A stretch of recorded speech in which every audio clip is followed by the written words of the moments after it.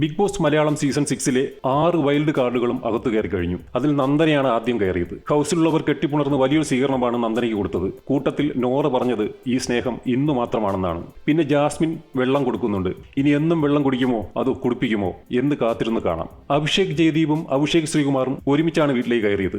എന്നാൽ അഭിഷേക് ശ്രീകുമാർ കയറിയ ഉടൻ കളി തുടങ്ങിയോ എന്നാണ് സംശയം. മുടിയൻ സുഖമാണോ എന്ന് ചോദിച്ചപ്പോൾ പുറത്ത് നിന്റെ സുഖം ഇത്തിരി കുറയുന്നുണ്ടെന്നാണ് അഭിഷേക് പറയുന്നത്. ജിൻഡോയോട് നിങ്ങളുടെ ഫാനായിരുന്നുവെന്നും ആദ്യമൊക്കെ വോട്ട് ചെയ്തിരുന്നുവെന്നും ഇപ്പോൾ ചെയ്യാത്തതെന്തെന്ന് മനസ്സിലാക്കി കൊള്ളണമെന്നും പറയുന്നുണ്ട്. അതുപോലെ ഗബ്രി കുലയ്ക്കാത്ത കുറെ വാഴകൾ കാണിച്ചിട്ട് അതൊന്നും ഇനി കുലയ്ക്കില്ല എന്ന് പറയുമ്പോൾ കുലയ്ക്കാത്ത കുറെ വാഴകൾ വച്ചതിനുള്ള അവാർഡ് ബിഗ് ബോസിന് കിട്ടുമെന്നും അഭിഷേക് പറയുന്നുണ്ട്.